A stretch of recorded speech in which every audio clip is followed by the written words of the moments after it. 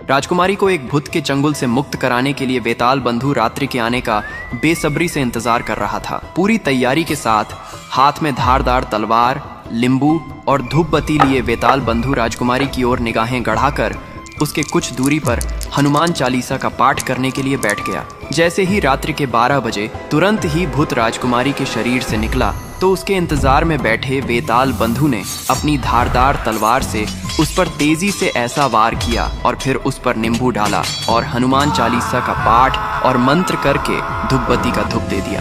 तुरंत ही वह भूत वेताल बंधु के वश में हो गया। अब वेताल बंधु उस नींबू को पानी में बहाने के जाता है, लेकिन जाते जाते भूत ये कहता है, मैं फिर से एक बार जरूर आऊंगा, याद रखना। नींबू पानी में बह गया और वेताल बंधु वापस राजमहल की ओर लौट आया। तब तक सुबह होने का समय भी होने वाला था। राजमहल में जब वेताल बंधु ने राजकुमारी चंद्रकला को जगाया तो हमेशा अचेत अवस्था में रहने वाली राजकन्या तुरंत उठकर बैठ गई, क्योंकि अब उसके अंदर से वह काला छाया निकल चुका था तो उसका प्रभाव भी खत्म हो चुका था। राजकुमारी उठते ही हैरान थी। उसे ऐसा लग रहा था जैसे पता नहीं वह कितने सालों से नींद में थी। जब वेताल बंधु ने राजकुमारी से उसके स्वास्थ्य के बारे में पूछा कि अब तुम्हें कैसा लग रहा है, राजकुमारी ने अपने आप को बिल्कुल ठीक बताया। तब तक सुबह भी हो चुकी थी। उधर राजा भी पूरी रात सोया नहीं था, उसे बस इंतजार था तो सुबह का।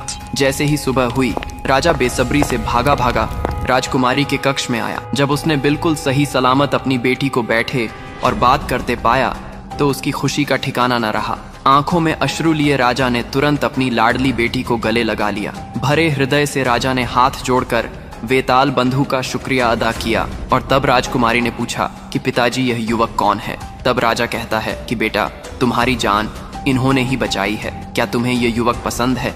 राजकुमारी ने तुरंत हाँ कर दी और राजा ने वेताल बंधु को कहा कि हे युवान, आज तुमने मेरी बेटी को बचाया है, आगे भी तुम ही इसका ख्याल रख सकते हो, इसीलिए मैं अपनी बेटी का रिश्ता तुमसे करना चाहता हूँ। क्या तुम्हें मेरी बेटी पसंद है?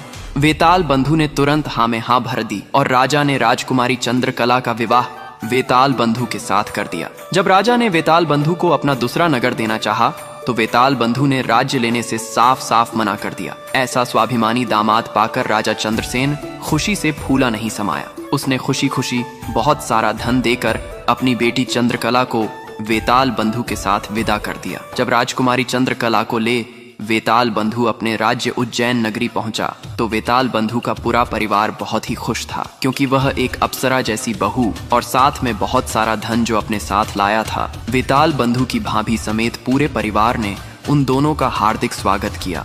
वेताल बंधु खुशी खुशी अपनी नवविवाहिता पत्नी राजकुमारी चंद्रकला के साथ रहने लगा। कुछ ही दिन बाद उज्जैन नगर में एक भव्य समारोह था, जिसमें राजकुमारी चंद्रकला भी अपनी भाभी के साथ समारोह देखने गई हुई थी। तभी मेले में दूसरी तरफ से पास के एक राज्य से पापी राजा विकराल सेन ने प्रस्थान किया।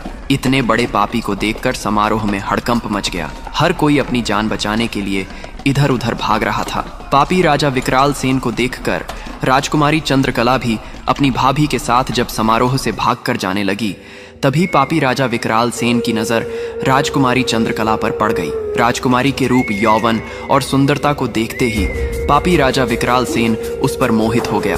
उसने अपने पूरे जीवन काल में बहुत सी स्त्रियों के साथ खेला था, पर आज तक उसने इतनी सुंदर स्त्री कभी नहीं देखी थी। पलक झपकते ही उसने चंद्रकला को उठा लिया और उसे राज्य के बाहर अपने राज्य में ले गया। आगे की कहानी जानने के लिए डिस्क्रिप्शन और कमेंट बॉक्स में लिंक है, या फिर आप इस पर क्लिक करके देख सकते हैं।